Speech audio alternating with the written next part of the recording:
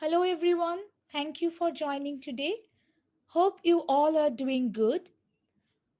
I am Haimanti Bhattacharya. I am a non dual lifestyle coach and founder of SWA, which is for self wellness awareness.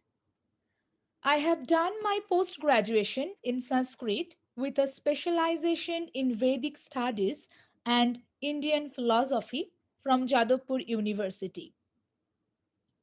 After completing my post graduation, I worked with a few projects on Vedic technical terms of mathematics and architecture, which is related to ancient science and technologies.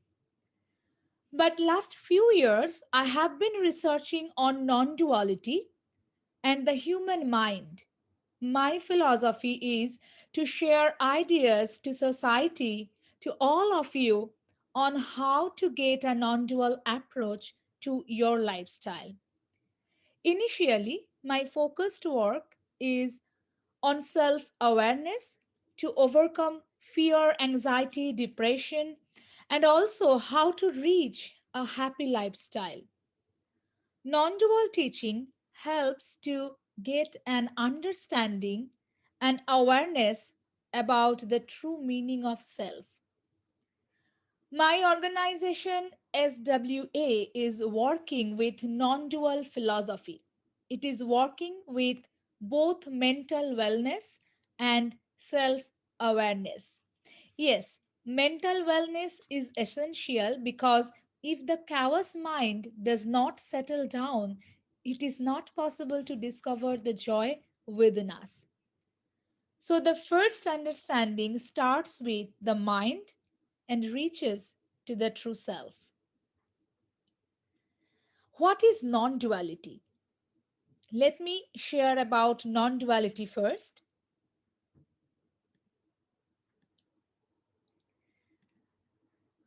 Before going forward into today's discussion, just want to give an idea of what non duality or non dual philosophy is, in case you are not aware about it.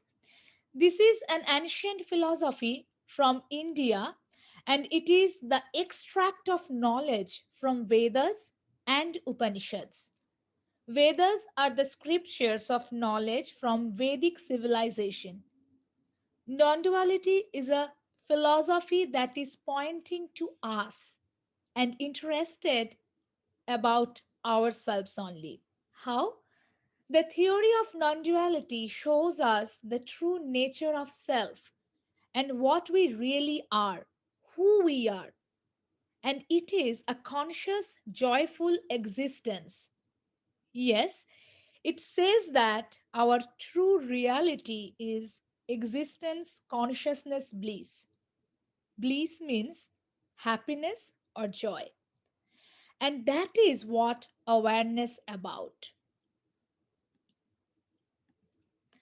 What is the purpose of non-duality and how this purpose is related to our happiness? The purpose of this philosophy has been stated very profoundly. It is the complete cessation of suffering and attainment of ultimate bliss or the true joy. Who does not want to get that, right? So it is a promise that there is a complete and irreversible redemption from all sorrow, and one can obtain permanent, never ending happiness. It shows the way to reach real happiness. This is a path of philosophical inquiry.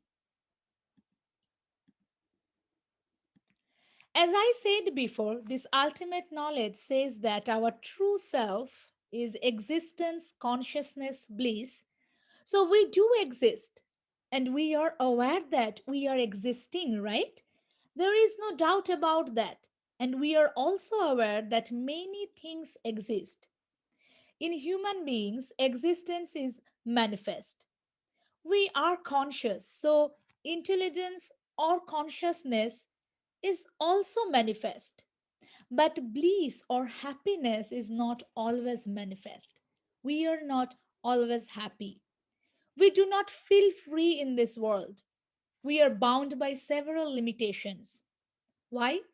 Why are there so many problems? If happiness is already inside us, always, all the time, then why could we not get it? In conscious and subconscious minds, we are always in search of happiness. That does not mean that we are not happy. We are happy, but we are not satisfied with the quality of our happiness. We seek more and more happiness. What is the reason behind that? Let's take an insight into this mystery. Through the path of inquiry, this philosophy has declined everything that is not self and stated that we are not the physical body that we could see or touch, not even the mind and intellect. Ultimately, they declared the self is nothing but a conscious, happy being. So, the nature of our self is happiness or bliss. First, I will share a diagram to give an idea about the reality of our true self and how it is being explained, who we are, what is the meaning of I, and then we'll discuss the joy which is within us, the true happiness. You can see a picture on your screen. What do we think about I or I am? Generally, we think it is me, my body, who is observing everything, having experiences. And how do we observe? Through our sense organs, right? So, those sense organs are just like tools helping us to have all experiences. That can't be me or I. Then the meaning of I is something else. My body is not me. Same for everyone. Also, all experiences that we are having in daily life are leaving a mark of emotion in our minds. So, body is not what we mean by saying I or self. Next, think about your mind. Your mind knows that eyes or any sense organs are observing, being witness the world. Hence, the mind is the observer, the witness of everything. So, is it correct that what we think about true self or I is just our mind? To discover that, come to the next step, the third one. Here comes the confusion between mind and the true self. Think about any feeling which is in your mind, like happiness, sorrow, frustration, pain, joy, or anything, whatever we feel, that is in our minds. And we know how our mental state is. We are aware about that. So, behind mind, also, something is there which is having an experience of all this. That is who we really are.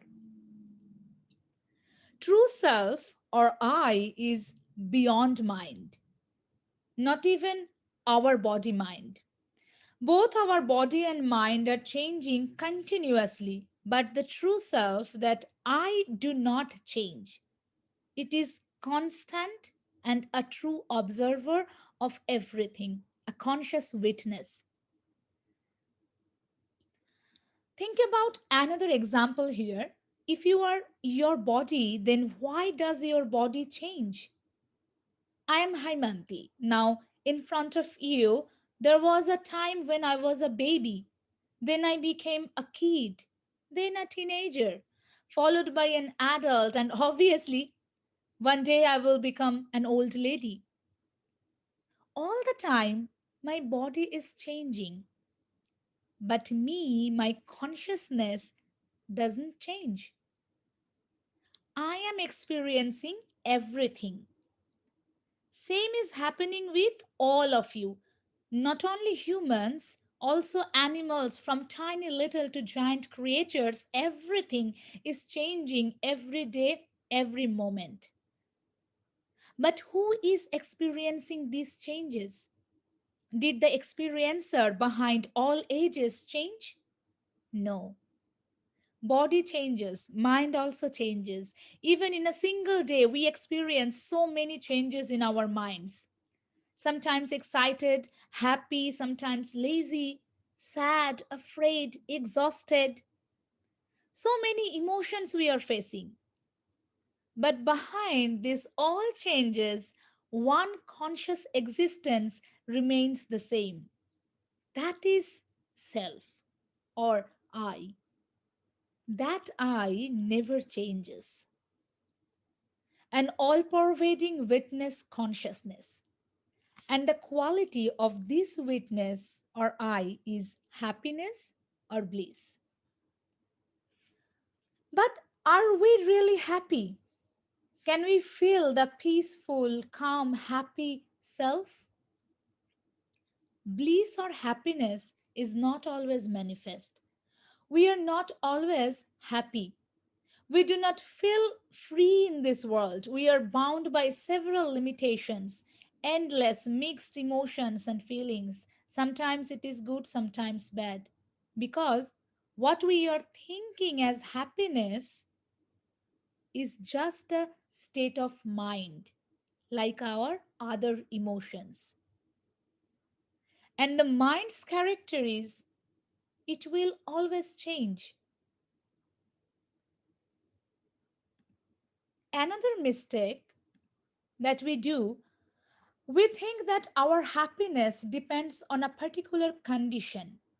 Our thoughts go like, if I get this, I will be really happy. Suppose one may think if he or she gets the job, he will be really happy. But when he didn't have a job, he was not happy. And when he has a job, that also raises 1,000 complaints against the job and environment. He becomes upset, depressed. Someone with a job also thinks about the future insecurity and goes into anxiety. A lot of people have trouble with relationships. They think that a relationship with the desired person will give them happiness, but it does not happen in reality. Initially, a relationship goes nice, but by the time they find 1,000 faults within each other, a lot of complaints come between them. People are unhappy with their regular life, peer pressure, finance trouble, relationship, and many more. There is really no end to problems. Oops, really can't make a shorter list of problems. Where do those actually reside? In our conditioned mind, where we put conditions to be happy. We cannot stop our mind from thinking and chasing happiness under all these conditions. For all the conditions, does your happiness last forever? Do you stop feeling your sorrow or sadness? No, right? It is not that we don't need those. We need everything. And it is our basic need. We have to achieve our goals, but with a clear idea that those conditions are not our happiness. Non duality or non dual lifestyle help us to discover our inner happiness, which is unconditional.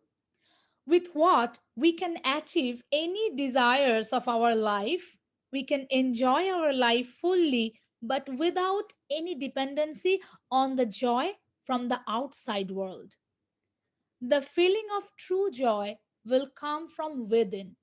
One could be happy in any situation. True happiness is not conditional. In reality, it is not to be achieved by anything or by time. It is your own true nature. It is within you. Remember the definition of yourself. It is existence, consciousness, bliss. So, bliss or happiness is your obvious nature. You don't need to get that from the outside world. How could we attain that true happiness? I have already mentioned before the promise of non duality is attainment of bliss or happiness.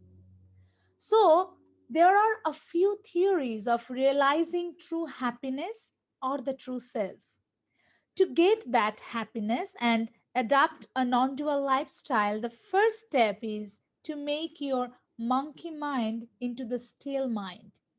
Yes, monkey mind, because monkeys jump from one tree to another tree and destroy everything. The same way, mind is wandering each and every time, always running from one after another thought, and the attraction is towards the outside world. Experts say that the mind thinks between 60,000 to 80,000 thoughts a day. So, before realizing our true nature of happiness, we need to settle down in our minds. This is the first tool of happiness. In Upanishad, it says that the knowledge of true self or true happiness is not attained by the weak person. It is for those who are strong enough physically, intellectually, and mentally. Now, notice if you are physically, mentally, and intellectually strong, you are already one step forward to your happiness. Because if you have any deep mental trouble that puts you into physical trouble, like your sleepless nights, headaches, anxiety, psychosomatic problems, depression, these all troubles can be eliminated by settling down in your mind. This is called a trained mind. It needs to be still. You can imagine the basic elements of water is hydrogen and oxygen, right? Now, in any form we see the water, whether it is a river or sea or lake or maybe in a little glass, the elements do not change. Even if the water is very dirty, it will have the same elements along with some more dirt particles or chemicals. It happens same with our true self. It is a blissful conscious existence which covered with so many thoughts, experiences, like we can't see a dirty and wavy water body through its bottom.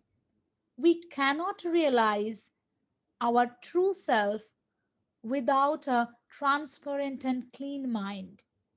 So, the first step of non dual lifestyle is mind stillness.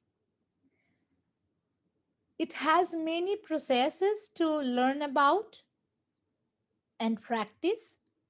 All are through logical philosophical inquiry. Going forward, I will take a side path from non duality to positive psychology. I have made a comparative study on both positive psychology and Upanishad, the basic inspiration of non dualism.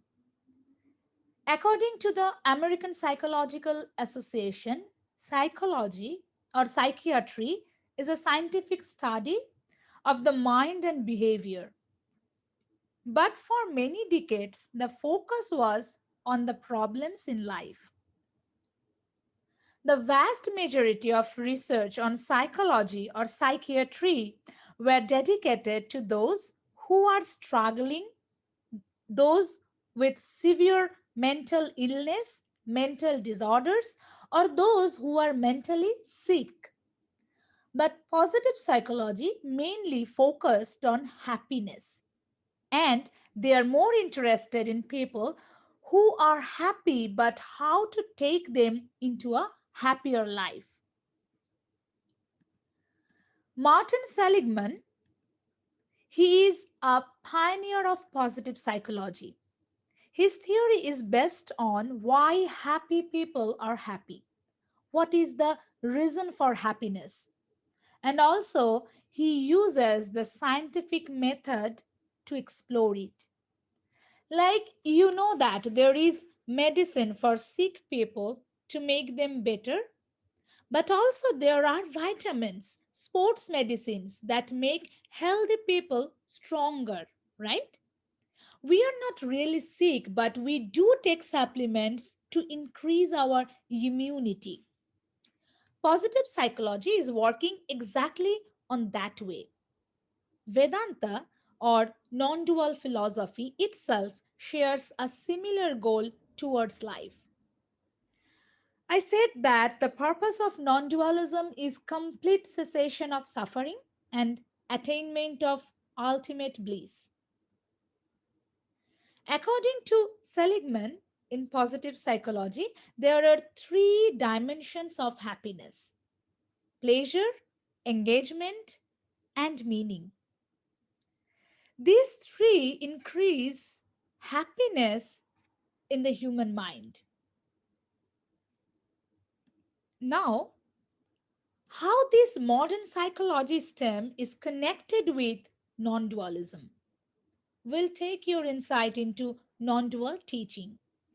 In ancient society, people had the same question about life that we have right now.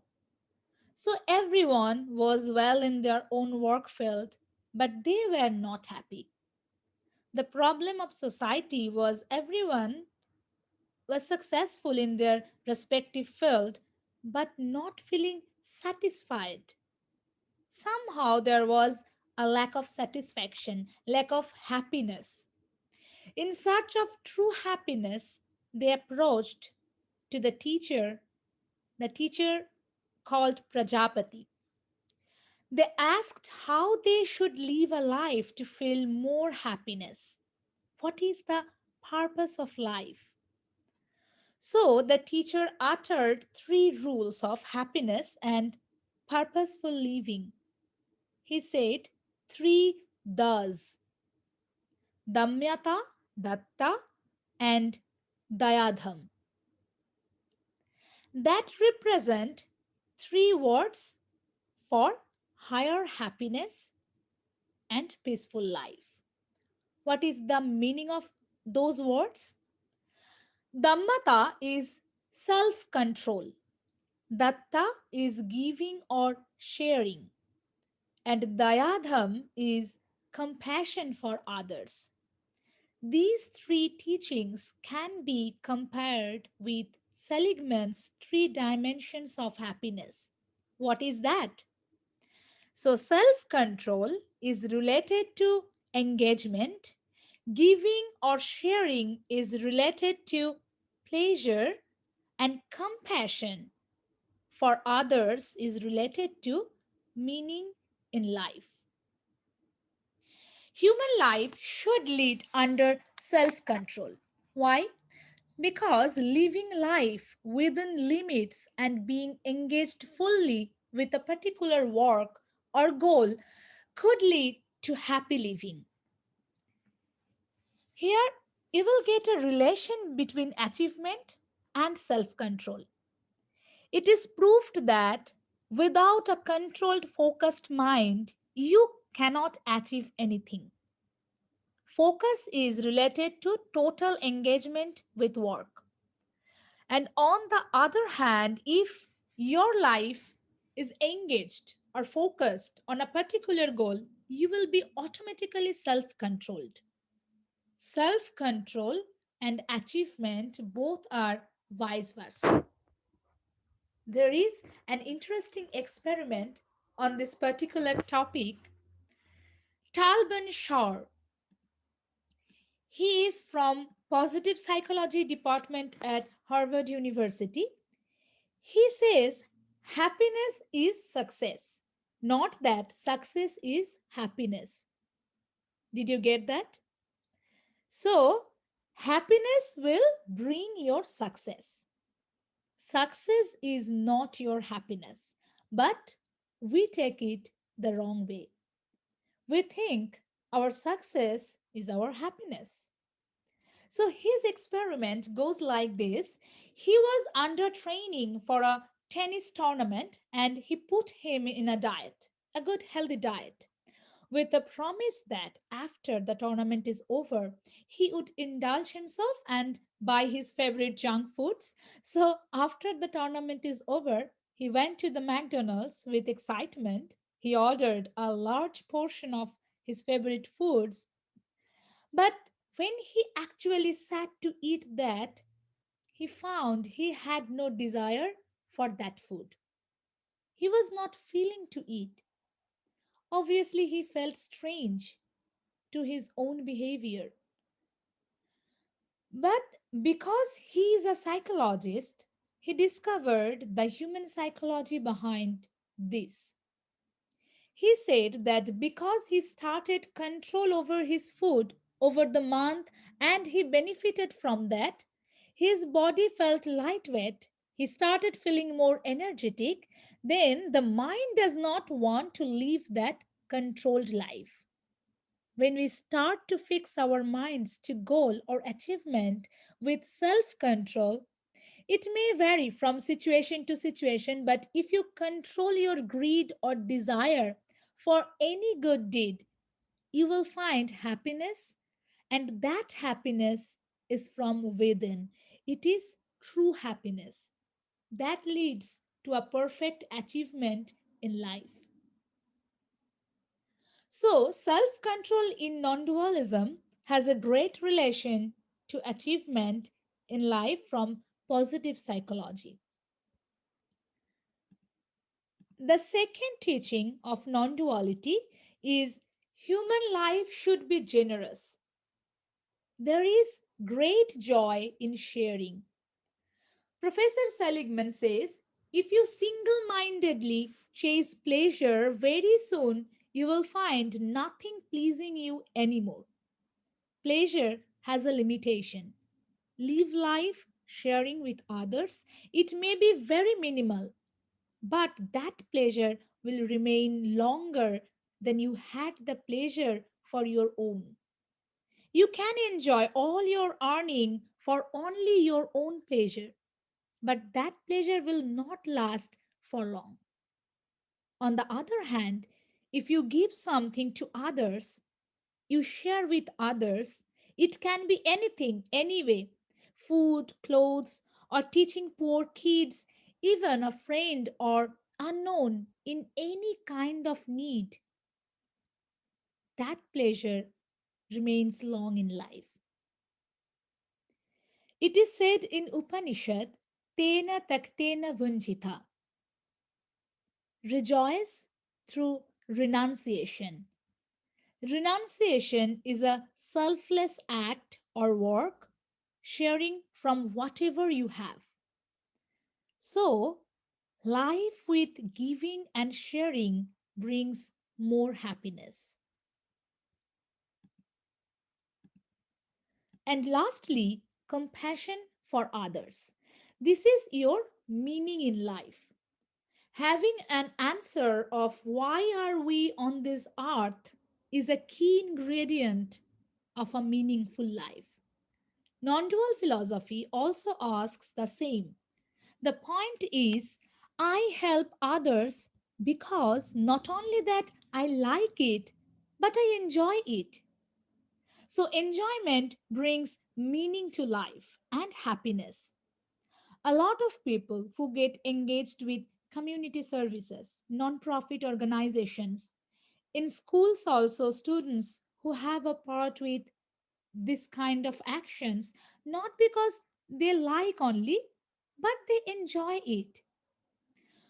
When you help others, you will feel happier. When you feel happier, automatically you incline to help others. It is a chain of happy feelings. In psychology, it is proved that unhappy people are less likely to help or compassionate to others. So, any kind act, compassion increases happiness. American philosopher Emerson, he said very interesting. It is one of the most beautiful compensations of this life that no man can sincerely try to help another without helping himself. Means, if you really try to help others, you are helping yourself. In which sense? That you are happier when you are helping others. If you help others, you feel better immediately. So, coming to the end, I will sum up the vision of happiness, a journey towards joy. It is a life followed by self control with a higher purpose of achievement and getting full engagement in work. Also, having a tendency to help people with compassion. It will add meaning to your life and increase your happiness. Most importantly, to realize that our happiness is our own very nature. That is already what we have within us. This class is in limited time, so it is not possible to explain more. Happiness has a lot of dimensions that one could get from non duality. This is also not enough to learn all about a happy non dual lifestyle in a short period of time. It is a process of learning and realizing the subject. A non dual lifestyle is a journey from your ignorance to knowledge. So, it needs a guide or coach to make you understand. It is always possible to be happy and achieve your purposeful living. And obviously, you will find joy, victory over sorrow, free from any bondage of the mind. You can contact me through my email. My email is swa.theory@gmail.com. Also, if you want to discover more about this particular subject, feel free to contact me. I coach to achieve a non dual lifestyle with the help of the primary ancient texts. I do work to overcome fear, anxiety, or depression, as well as I guide how to get a happy living. So, if you know anyone for any of your friends or from family who need help, please feel free to share my email. I take coaching sessions and each session is 1 hour. To contact, you can email me or you can follow me on Facebook, Instagram, or LinkedIn. One more thing that I like to share with you today.